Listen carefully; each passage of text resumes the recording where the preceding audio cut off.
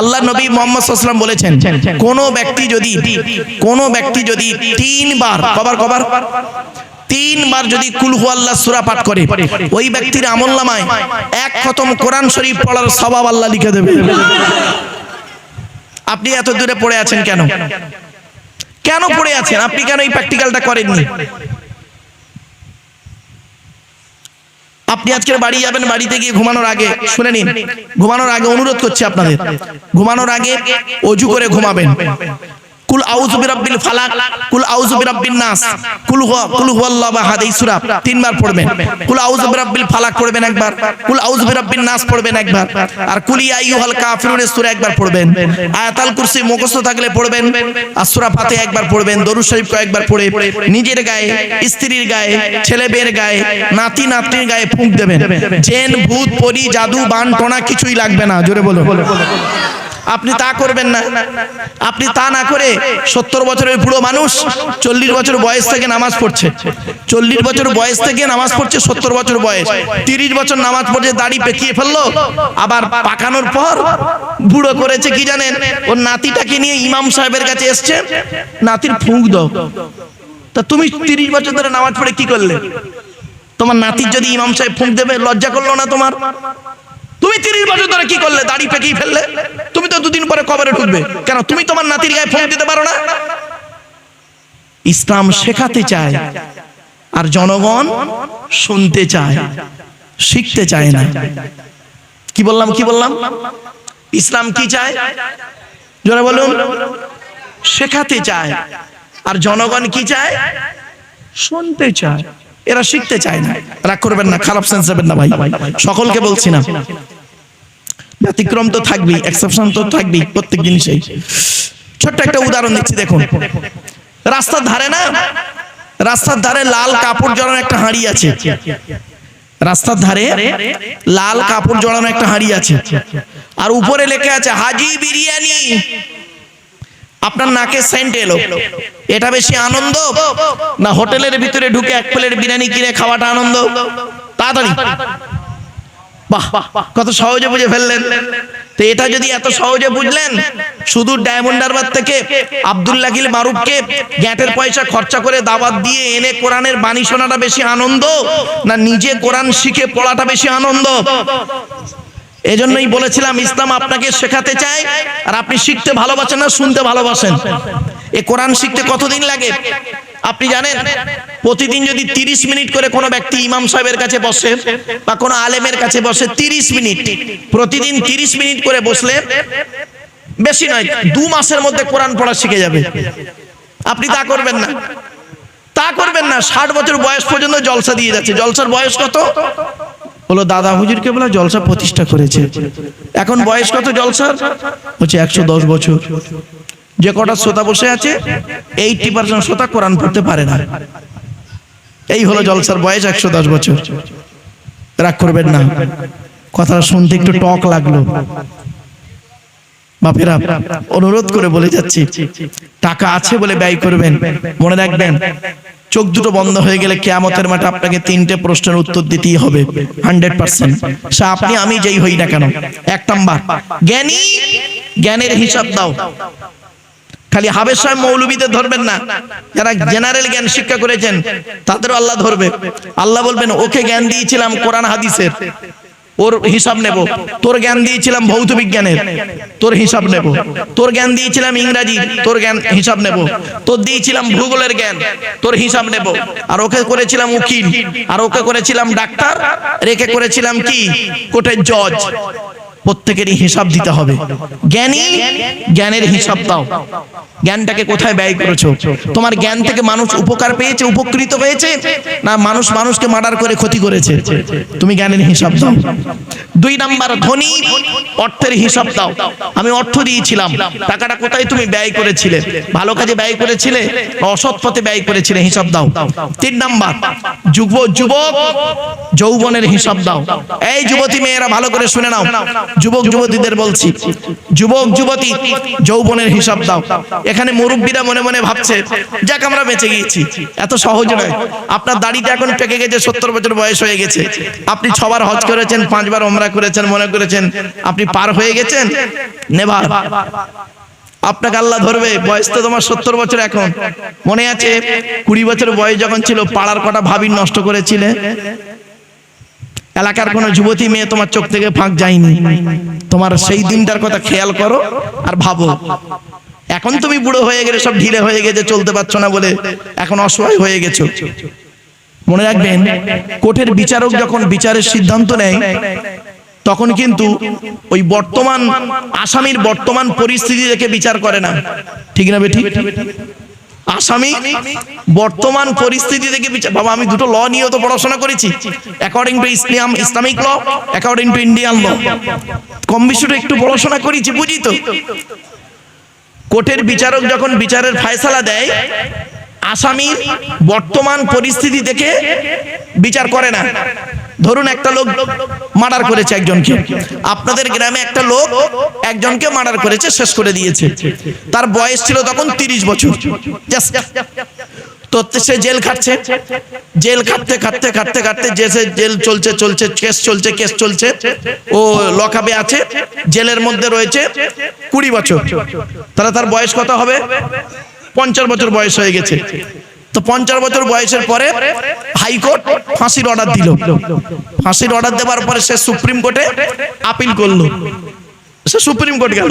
এবার সুপ্রিম কোর্টে গেল, সেখানে কেস চলছে আরো 5 বছর। কত হলো? 55। তারপরে করলো কি, এবারে ফাঁসির অর্ডার দিয়ে দিচ্ছে সুপ্রিম কোর্ট। এবার ও করছে কি, রাষ্ট্রপতির কাছে আবেদন করছে, ফাঁসির আবেদন করছে। আজ করে কাল করে করতে করতে আরো 5 বছর গেল। কত হলো? 60 বছরের বুড়ো, এমনিতেই তো মরে যাবে, ওর আর ফাঁসি দিয়ে কি হবে? বিচারক যদি ওর মুখের দিকে তাকায়, এখন বর্তমানে কি করবে? ফাঁসি লিখতে পারবে? বিচারক তখন কি করে, প্রমাণের ভিত্তিতে সেই দিনের চিত্রটা তুলে ধরে, কিভাবে একজন মানুষকে ডেকে এনে আড়াল মতো জায়গায় প্রথমে কিছু খাইয়ে দিয়ে অজ্ঞান করে কিভাবে গলাটা কাটলো, ওই সিনটাকে সামনে রেখে বিচারের ফায়সালা দেয়, সংবিধানকে সামনে রেখে। আপনারা কি ভাবছেন বাপেরা? কথাগুলো একটু মূল্যায়ন করুন। চলুন, তো সৃষ্টিকর্তার পরিচয় আপনাদেরকে দিলাম। এরপরে আল্লাহ বলছেন, বান্দা শোন, এই পৃথিবীতে তোকে কিভাবে পৃথিবীতে আনলাম, আমরা কিভাবে পৃথিবীতে এলাম, একটু দেখে জেনে নিন, বুঝে নিন, শিখে নিন। আল্লাহ বলছেন, তোর বাপের 4টে অঙ্গ, মায়ের 4টে অঙ্গ। বাপের কটা অঙ্গ? 4টে, মায়ের 4টে, তাহলে কটা হলো? 8টা। আজ আপনি বাড়ি যাবেন, বাড়িতে গিয়ে আপনার জন্ম দেওয়া ছেলে মেয়ে কিনা প্রমাণ পাবেন। আপনি আপনার মেয়ে বা ছেলেকে, বাচ্চা ছেলে বা মেয়েকে দাঁড় করাবেন, আর আপনার বডির মধ্যে দেখবেন কমসে কম 4টে জিনিস মিলবে। চোখ, কান, নাক, হাত, পা, মুখ, হাতের আঙুল, পায়ের আঙুল, ঠোঁট, মিলবে মেয়ের সঙ্গে বা ছেলের সঙ্গে 4টে। কমসে কম 4টে বললাম, বেশি মিললেও মিলতে পারে, কমসে কম 4টে। তা বাপের 4টে, মায়ের 4টে, কটা হলো? 8টা। আল্লাহ নিজে দেয় 5টা, তাহলে কত হলো? 13টা জিনিস দিয়ে আল্লাহ পাক মায়ের পেটের ভিতরে বাচ্চাকে তৈরি করে। কিভাবে বাচ্চাকে তৈরি করে আপনারা কি জানেন? আপনি পৃথিবীতে এসেছেন সংগ্রাম করতে করতে, পৃথিবীতে আপনি এসেছেন সংগ্রাম করতে করতে, মারামারি করতে করতে এসেছেন। যারা মেডিকেল সায়েন্সের স্টুডেন্ট আছে তারা ভালো বুঝতে পারছে, মানে কয়েক কোটি শুক্রাণুকে মেরে দিয়ে যেটা গর্ভে জন্ম ঢুকে গিয়েছিল, সেটাই হলাম আপনি অথবা আমি, ঠিক না? শেষে আপনি হতে পারে, আমি হতে পারি। যেটাই বেঁচেছিল, যেটাই জিতেছে, সবগুলোকে মেরে ফেলে দিয়ে, পিছনে ফেলে দিয়ে, যে গিয়ে ডিম্বাশয়ের ভিতরে মাতৃগর্ভে গিয়ে স্থান করেছে, সেই ব্যক্তিটা হলাম আপনি অথবা আমি। আপনি কি ভাবলেন? পৃথিবীতে এলাম, পৃথিবীতে আসার নিয়ম পদ্ধতি কোরআনে সব বলা আছে। টাইম তো এগুলো লং টাইমের আলোচনা, ওগুলো আর আলোচনা করলাম না, জাস্ট খালি একটু ইঙ্গিত দিয়ে দিলাম। এরপরে সৃষ্টিকর্তা বলছেন, এই পৃথিবীতে তো দেহের মধ্যে 4টে অর্গান দিয়েছি, খুব গুরুত্বপূর্ণ। আমাদের প্রত্যেকের দেহের মধ্যে, হিন্দু মুসলিম সকলের কথাই বলছি, আমার বক্তব্য সকলেই শুনতে পারেন, হিন্দু মুসলিম সকলকেই বলছি, আমাদের দেহের মধ্যে চারটে জিনিস হলো খুব গুরুত্বপূর্ণ। আজকের বাড়ি থেকে আপনি আপনার দেহের চারটে অর্গানকে যত্ন করবেন। তার মধ্যে এক নাম্বার কি জানেন? ব্রেন। আল্লাহ বলে তোর ব্রেন দিয়েছি, খুব মারাত্মক জিনিস, এই ব্রেনটাকে যত্ন করবি। আমি তোর ব্রেনটাকে সুরক্ষিত জায়গায় রেখেছি। আমাদের ব্রেনটা কোথায় আছে বলতে পারেন? আরে ভাই বলুন না, ব্রেনটা কোথায় আছে? মাথায় তো, মাথার কোন দিকে? সামনের দিকে না, এই ঠিক এই জায়গাটায়। আল্লাহ জানেন বান্দা যখন পৃথিবীতে চলবে যত ঝড়ঝাপটা সামনের দিকে আসবে, অর্থাৎ সামনের দিকে যদি দিই তাহলে ব্রেনে ডাইরেক্ট আঘাত হতে পারে, ঠিক এমন জায়গায় দিয়েছে। দেখবেন কাউকে যদি মার্ডার করতে হয় একটা লাঠি নিয়ে বা বাঁশ নিয়ে বা একটা রড নিয়ে এই জায়গাটায় মারবেন, সঙ্গে সঙ্গে পড়ে যাবে, বমি করবে, ইন্টারনাল হ্যামারেজ হবে, মারা যাবে। কেন? কারণটা কি? এই কোরআন থেকে বেরোলো এই জন্য আমি বলেছিলাম লেখাপড়া শিখতে মুসলমান বহুদিন থেকে বলে আসছি, 1994 সাল থেকে। এই ওয়াজ শোনার লোকের অভাব, আল্লাহ হেদায়েত করেছেন অনেকের মানুষ, এখন তারা ওয়াজ জিনিসটা বুঝতে শিখেছে। তখন কি হতো জানেন? এইসব আলোচনা করলে আমাকে অনেক সময় বলতো, এই বক্তার টাইম না বিয়ে দাও, ভালো লাগছে না। এখন তো দেখতে পাচ্ছি আল্লাহ শুকর অনেক মানুষ শুনছে। তখন ওই কেসা কাহিনী শুনতো, জীবনী শুনতো, টেনে টেনে বলবে অনেকক্ষণ ধরে একটা কথাকে, মানে চামের মতো টানছে, চামের মতো টানছে, চামের মতো টেনে টেনে টেনে, সংক্ষিপ্ত কথা, সংক্ষিপ্ত কথা, সেটাকে চামের মতো টেনে টেনে টেনে টেনে এমন জায়গায় নিয়ে গেল লাস্টে মূল শব্দটাই ভুলে গেছে, বক্তা মূল জিনিসটাই পাল্টে গেছে। কি বোঝাতে চাইলো সেটা বুঝতে পারলো না আমার বাপেরা।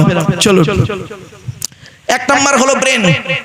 আল্লাহ বলেন এই ব্রেনটাকে তোকে দিয়েছি সুরক্ষিত জায়গায়, তুই এটাকে যত্ন করবি, উল্টো পাল্টা চিন্তা করবি না, বাজে টেনশন চিন্তা করবি না। কার জন্য চিন্তা করিস? স্ত্রীর জন্য। ওই স্ত্রী তোর আপন নয় রে, আজ ভালোবাসছে, ওটা ভালোবাসা নয়, ভালো লাগা।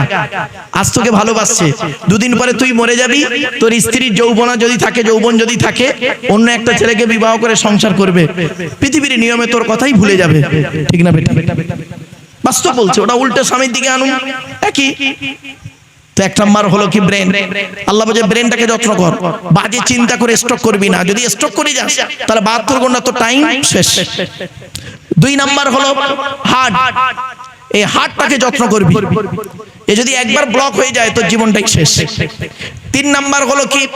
লিভার। লিভার, এই লিভারটাকে যত্ন করবি বান্দা। এই পৃথিবীতে তোর লিভারটাকে ঠিক রাখার জন্য একটা খাবার তৈরি করেছি। অনেক রকম খাবার আছে, তো একটা খাবার খুব গুরুত্বপূর্ণ, খাবারটার নাম কি জানেন? পেঁপে। পেঁপে, কি বললাম? পেঁপে।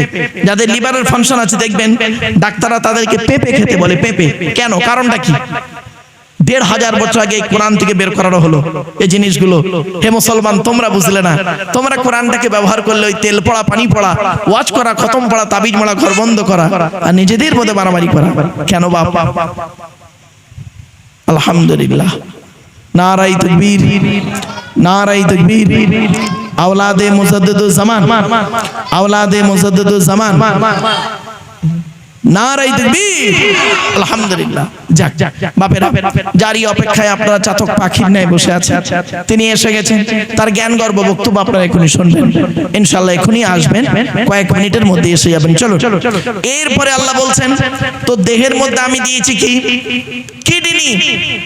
কিডনি দুটো দিয়েছি, একটা যদি খারাপ হয়ে যায় কোনো মতে আর একটা দিয়ে পৃথিবীতে কাজ চালিয়ে নিবি, আর যদি দুটোই খারাপ করে ফেলিস তাহলে কি হবে? দুটোই খারাপ করে ফেললে কি হবে?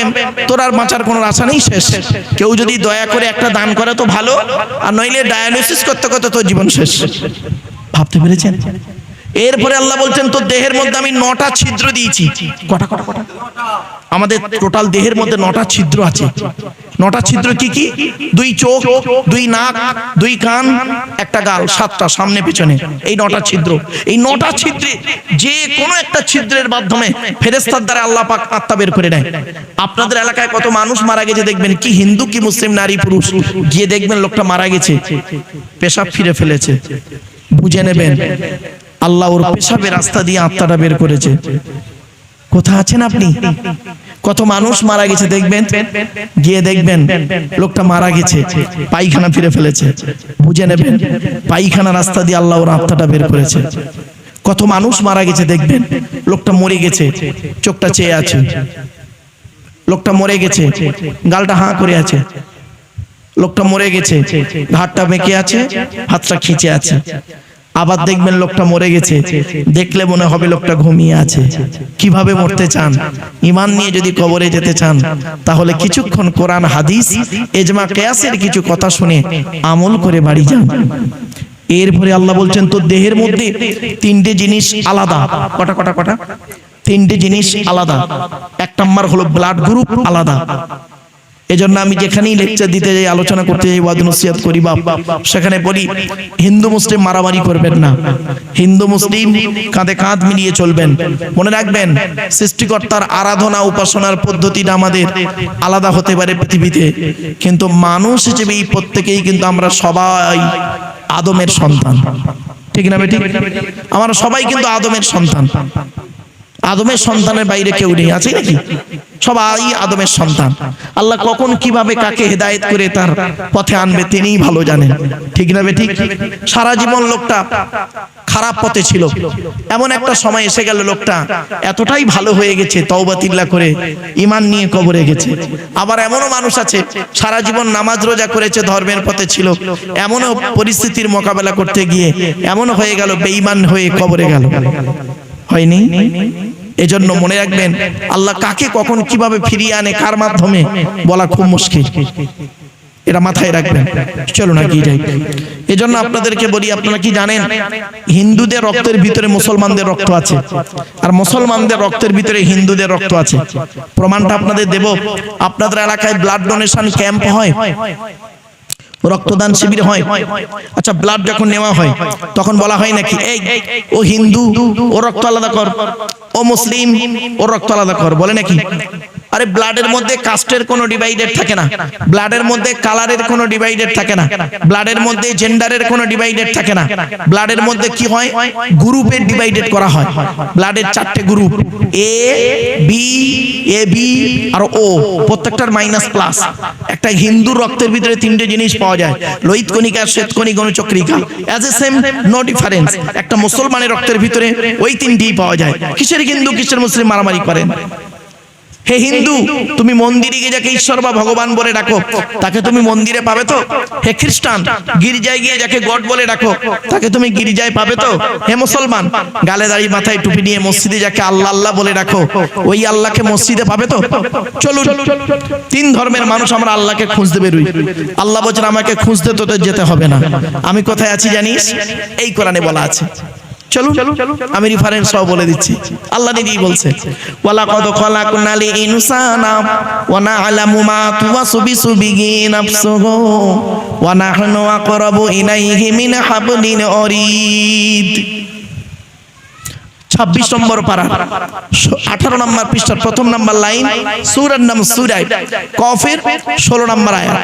আল্লাহ বলছেন, হে মানব জাতি, আমি তোদের সৃষ্টি করেছি, তোদের মনের মধ্যে ভালো মন্দ যা কিছু আছে সব আমি আল্লাহ জানি। তোরা কোনোদিন ভাববি না আমি আল্লাহ অনেক দূরে, না না না, আমি আল্লাহ তোর ঘাড়ের শিরার নিকটবর্তী। একবার অন্তরে অন্তঃস্থল থেকে আমাকে আল্লাহ বলে ডাক দে, আমি আল্লাহ তোর ডাকে সাড়া দেব। কোথায় আছেন আপনি? কোথায় স্বর্গ কোথায় নরক কে বলে তা বহুদূর। মানুষের মাঝে স্বর্গ নরক, মানুষেতে সুরাসুর। স্টুডেন্টদেরকে একদিন পড়া থেকে বলেছিলাম, বলতো আজকে আমরা মানুষ হইছ, তো স্টুডেন্টরা বলছে স্যার আমরা মানুষ নয়। হ্যালো, হ্যাঁ মানুষ তো, তা আবার মানুষ হতে হবে স্যার? বললাম হ্যাঁ চো, আজকে আমরা মানুষ হবো। তো ওদের এই উত্তরটা দিয়েছিলাম, আপনারা একটু শোনেন তো দেখি উত্তরটা হয়েছে কি দেখুন, তো আমার ভুল হলে একটু সংশোধন করে দিন। ওদেরকে বলেছিলাম হিন্দু মরে গেলে হিন্দু কাঁদে, তো বললো হ্যাঁ স্যার। মুসলমান মরে গেলে মুসলমান কাঁদে, বলছে হ্যাঁ স্যার, এটা স্বাভাবিক, ধর্মের টান তো থাকবেই, ঠিক না বেঠিক? লো, তাহলে হিন্দু মরে গেলে হিন্দু কাঁদে, সে হলো হিন্দু, মুসলমান মরে গেলে মুসলমান কাঁদে, সে হলো মুসলমান, আর উভয় মরে গেলে যে কাঁদে সেই হলো মানুষ। কিছু বুঝতে পারলেন কথাটা? না বুঝতে পারলেন না?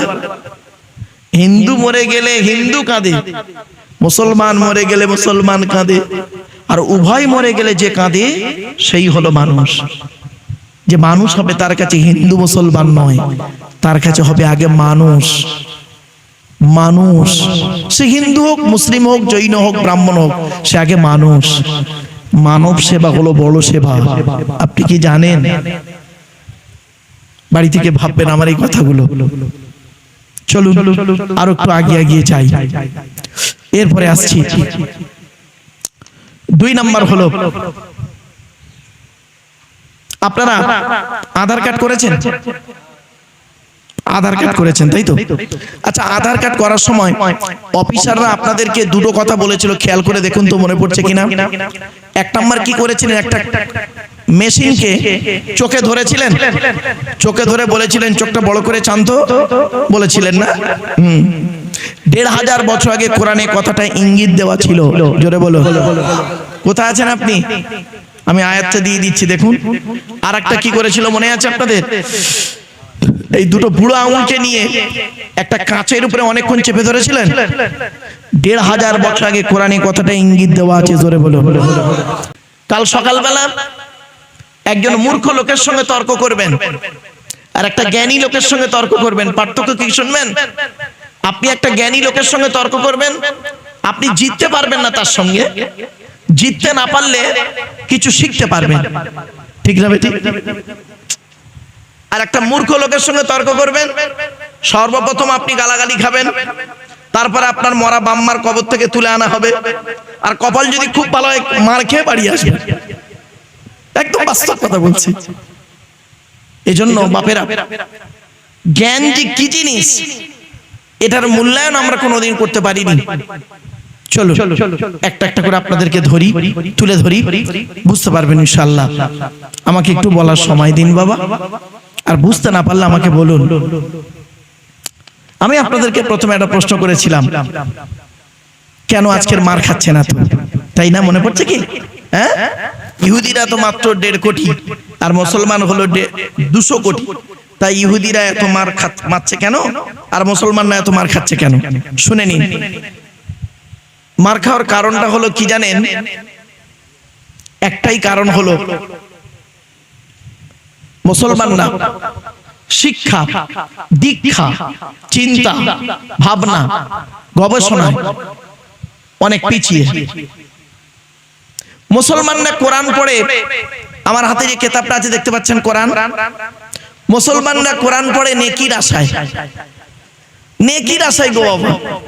ওই নবীজি বলেছেন কোরআনের একটা অক্ষর পড়লে 10টা নেকি, তাই এরা নেকির আশায় কোরআন পড়ে। বাপ মরে গেছে, কোরআন খতম দিয়ে দিল, মা মরে গেছে, কোরআন খতম দিয়ে দিল, ব্যাস। মুসলমানরা কোরআন পড়ে নেকির আশায়, আর ইহুদি খ্রিস্টানরা কোরআন পড়ে গবেষণার আশায়। পার্থক্য এইটাই। এই কোরআনে বলা হয়েছে তোমরা গবেষণা করো, চিন্তা ভাবনা করো।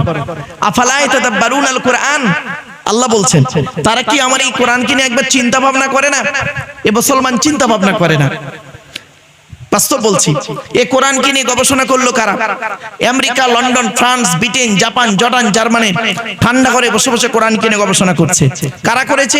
হ্যাম্ফ্রে David, Michael Faraday, Einstein, Isaac Newton, doctor Maurice Bucaille, mister Cook, mister জাবেরিন, mister Campbell, Raja Rammohan Roy, Ishwarchandra Vidyasagar, Rabindranath Tagore, Acharya Jagadish Chandra Bose, Francis Beck, Francis Drake, William স্কিপুর, William Harvey, Thomas, George Bernard, এরা কোরআন কিনে গবেষণা করলো।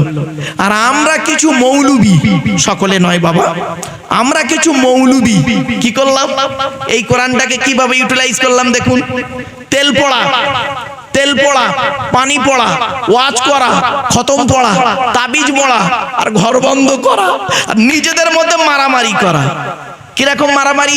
গোল টুপি, লম্বা টুপি, চেরা জামা, ফাড়া জামা, তবলিগ, ফুরফুরা, বেরেলি, ওয়াহাবি, জামাত ইসলামী, আহলে হাদিস, বুকে হাত বাঁধা, নাভির নিচে হাত বাঁধা, জোরে আমিন বলা, আস্তে আমিন বলা, মোনাজাত করা না করা, 8 রাকাত তারাবি, 20 রাকাত তারাবি, এ ওর বলে কাফের, ওর বলে কাফের। ঠিক না বে ঠিক? এই জন্যই বুঝি কোরআন এসেছিল। আপনি কি জানেন এই কোরআনে আছে 1000 আয়াত হলো বিজ্ঞান ভিত্তিক। কত কত কত? 1000 আয়াত হলো বিজ্ঞান ভিত্তিক। আপনি কি নেবেন কোরআন থেকে? ভৌত বিজ্ঞান নেবেন, এই কোরআনে আছে। জীবন বিজ্ঞান নেবেন, এই কোরআনে আছে। জিওগ্রাফি ভূগোল নেবেন, এই কোরআনে আছে। এই কোরআন থেকে বেরোলো পরমাণু বোমা, এই কোরআন থেকে বেরোলো মিসাইল, এই কোরআন থেকে বেরোলো প্লেন, এই কোরআন থেকে বেরোলো কি জানেন রকেট, এই কোরআন থেকেই বেরোলো। এই কোরআন থেকে বেরোলো ব্লাডের চ্যাপ্টার। আজ আপনি ব্লাড টেস্ট করেন, তাই তো নাকি? আরে ভাই বলুন না, কথা বলুন না একটু। আপনার ব্লাড টেস্ট করেন, কোথায় পেলেন? এই কোরআন থেকে বেরোলো। এই কোরআন থেকে বেরোলো ব্রেনের নিউরোলজিস্ট, ব্রেন নিয়ে গবেষণা। এই কোরআন থেকে বেরোলো হার্টকে নিয়ে গবেষণা। এই কোরআন থেকে বেরোলো লিভারকে নিয়ে গবেষণা। এই কোরআন থেকে নিয়ে গেল বোনকে নিয়ে গবেষণা, মানে হাড়ের ডাক্তার। এই কোরআন থেকে বেরোলো। শুধু তাই না, এই কোরআন থেকে স্কিনের ম্যাটার বেরোলো, সমস্ত দিক, হিউম্যান বডি, গোটা বডিটাই কোরআন থেকে বেরোলো। আর আপনি কি করলেন? আপনি ওই তেল পড়া, পানি পড়া, ওয়াজ করা, খতম পড়া, তাবিজ মারাতে ব্যবহার করে দিলেন। অনেক বাড়িতে আছে দেখবেন এই কোরআনটাকে কিভাবে রাখে জানেন? রাগ করবেন না মুসলিম ভাইরা, আমাকে ভুল বুঝবেন না। অনেক মুসলমান কিছু না বুঝে আমাকে ভুল বুঝে ফেলে প্রথমত। তবে শিক্ষিত মানুষ যারা, অরিজিনাল শিক্ষিত মানুষ যারা, তারা বোঝে লোকটা কি বলছে। আর যারা অশিক্ষিত মূর্খ মানুষ, তারা ফট করে রেগে যায়। এই কোরআন দেখবেন কত মানুষের বাড়িতে আছে, সানসেটে রেখেছে। অনেক মুসলমানের বাড়িতে গিয়ে দেখবেন সানসেটে আছে, বড় বড় কেতাব কেনা আছে। ছেলে আমার মাস্টার, ডাক্তার, ইঞ্জিনিয়ার, প্রফেসর হবে, কোর্টের জজ হবে। আর অনেক মুসলমানের বাড়িতে আছে দেখবেন সানসেট গুলোতে বিশাল বড় বড় তরকারির হাঁড়ি আছে, মাল পোকরাইতে বেরোবে, বেরিয়েছে। ও মুসলমান, হাঁড়ি দিয়ে ঘর ভর্তি না করে কেতাব দিয়ে ঘর ভর্তি করো। ছেলেকে ধনী না বানিয়ে জ্ঞানী বানিয়ে যাও। তোমাদের আল্লাহ অর্থ দিয়েছিল, তোমরা সন্তানকে ধনী বানাওনি। ছেলেকে ইংরেজি শিক্ষা দাওনি, ছেলেকে কম্পিউটার শিক্ষা দাওনি, ছেলেকে আরবিক শিক্ষা দাওনি, ছেলেকে হিন্দি শিক্ষা দাওনি, ছেলেকে বিজ্ঞান প্রযুক্তির শিক্ষা দাওনি, ছেলেকে ডাক্তার করাওনি। তুমি করিয়েছো কি? ছেলেকে ওই 9 থেকে 10 পাস করেছে, তাও করে না অনেকে। কি করেছিলে? জরির কাজ, দর্জির কাজ, ফুল মেশিনের কাজ। আর কি করেছিলে? সোনার কাজ, গড়ির কাজ, বলের কাজ, ছেলাইয়ের কাজ, ঝালাইয়ের কাজ, ধুলোর কাজ। এখন মার খেলে হবে? কথাটা শুনতে টক লাগছে না? এই কোরআনে বলা হয়েছিল, এই কোরআনে বলা হয়েছিল 82 জায়গায় নামাজের কথা, বিভিন্ন অ্যাঙ্গেলে। কত জায়গা বাবা? 82 জায়গায় বলা হয়েছিল বিভিন্ন অ্যাঙ্গেলে নামাজের কথা। আর এই কোরআনে বলা হয়েছে 92 জায়গায় লেখাপড়ার কথা। তো কোন সংখ্যাটা বেশি, 82 না 92? তাহলে লেখাপড়ায় পিছিয়ে কেন? কেন লেখাপড়ায় পিছিয়ে? আপনি কি জানেন বাংলায় একটা কথা আছে, যে জাতি লেখাপড়ায় পিছিয়ে সে জাতি সব দিকে পিছিয়ে। বাংলাকে শিক্ষার গুরুত্ব বোঝাতে গিয়ে আমরা বাংলায় দু একটা কথা মানুষদেরকে বলি।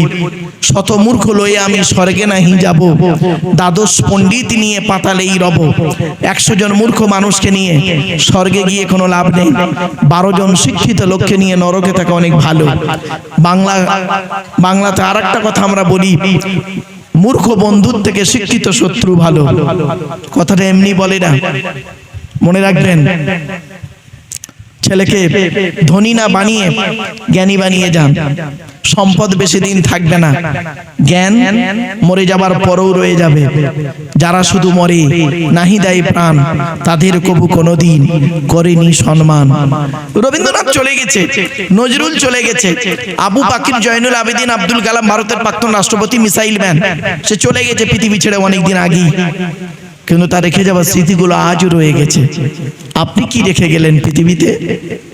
ছেলের জন্য 2 তলা বাড়ি, 1 কেজি সোনা, এইসব রেখে গেছেন, যেটা আপনার কোনো মূল্যই থাকবে না।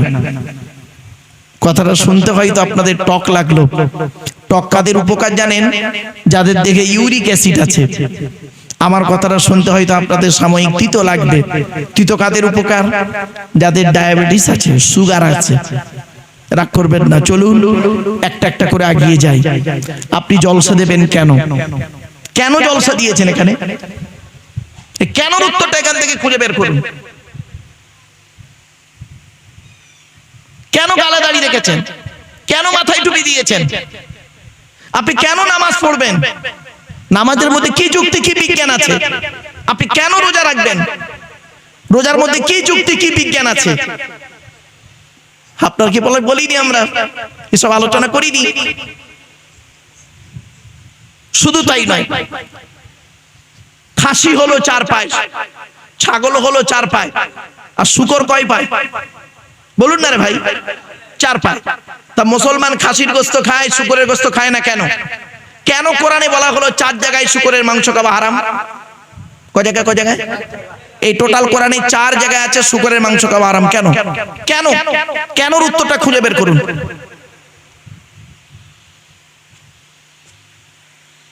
কেন উত্তরটা খুঁজে বের করুন। মদ আর মধু কোনটার দাম বেশি? মধুর দাম বেশি না মদের দাম বেশি? হ্যাঁ, মদের দাম বেশি। আমি বাংলা মালের কথা বলিনি, বাংলা মালের প্যাক এখন 30 টাকা। ইংলিশ মালের কথা বলছি তো। Whisky, Kingfisher, McDonald, black wine, red mill, black brine, এসব মদের নাম বললাম, দামি দামি মদ। একটা প্যাকের দাম জানেন? বলে হুজুর মদ খেয়েছে নাকি? না বাবা, কোরআনকে নিয়ে গবেষণা করতে গিয়ে, মদকে নিয়ে গবেষণা করতে গিয়ে হরেক রকমের মদ পেলাম। আপনি কি ভাবছেন আমার বাপেরা? কেন মদ হারাম কোরআনে 4 জায়গায় লেখা আছে। কয় জায়গায়? টোটাল কোরআনে 4 জায়গায় লেখা আছে মদ খাওয়া হারাম। কেন? আর কেন মধুটা হালাল আর মদটা হারাম? কেন কেন উত্তরটা খুঁজে বের করলেন না? আপনি পুরুষ লিঙ্গের আগার চামড়া কেটেছেন, তাই তো? ভাই বলুন না, কথা বলুন একটু। তাই আপনারা কি বলেন, মুসলমানি না খাতনা? তা কেন পুরুষ লিঙ্গের আগার চামড়া আপনি কাটলেন? আমাদের নবীর নাম তো মুহাম্মদ সাল্লাল্লাহু আলাইহি ওয়াসাল্লাম। তো মুহাম্মদ সাল্লাল্লাহু আলাইহি ওয়াসাল্লামকে কে মুসলমানি বা খাতনা করে দিল? আপনার তো হাজামেশা বাড়িতে করে দিল, ডাক্তার গিয়ে ডাক্তারখানায় করিয়ে আনলেন। তো মুহাম্মদ সাল্লাল্লাহু আলাইহি ওয়াসাল্লামকে কে করে দিয়েছিলেন?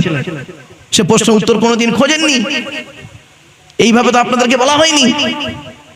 ওই আপনাদেরকে একটা ভয় ঢোকানো আছে, এই খবরদার এই ধরনের কথা বলে ঈমান চলে যাবি। ঠিক না বেটি? এই ভয়ে তো আপনি শেখেননি, জানেননি। যারা এটাকে নিয়ে গবেষণা করেছে, চিন্তা ভাবনা করেছে, তারা ভেবেছে পেয়েছে। আপনি পেশাব ফিরলেন এক জায়গা থেকে, আপনি পেশাব ফিরলেন এক জায়গা থেকে, পায়খানা ফিরলেন আর এক জায়গা থেকে, ওই জায়গাটায় 3 বার ধৌত করলে তো হয়ে যেত। ইসলাম কেন আপনাকে বললো, কোরআন কেন আপনাকে বললো ওযু করতে গেলে মুখ ধুতে হবে, হাত ধুতে হবে, পা ধুতে হবে? এর সঙ্গে এর কিসের সম্পর্ক? কোনোদিন ভাবেননি। এজন্য অনুরোধ করে আপনাদের বলে যাচ্ছি, কথাগুলো একটু মূল্যায়ন করুন। চলুন একটা একটা করে আপনাদের বলি। আজকে আমাদের আলোচনা হবে শেষ কিতাব আর শেষ নবী। শেষ কিতাবের পরিচয় দেব, শেষ নবীর পরিচয় দেব। এখন আসছি, আমাদের সৃষ্টিকর্তার নাম কি? বলেন, সৃষ্টিকর্তার নাম আল্লাহ। এখন আল্লাহর পরিচয় জানতে হবে আপনাকে আমাকে। আমাদের পরিচয় জানতে হবে আল্লাহর। আল্লাহর পরিচয় কি কি? এই কোরআনে আছে, এই কোরআনে আছে। আল্লাহর পরিচয় হলো 4টে। কটা? 4টে। কি কি? আল্লাহ নিজেই বললেন, কুল, নবী তুমি বলো, হুয়াল্লাহু আহাদ, সে আল্লাহ হলেন একক।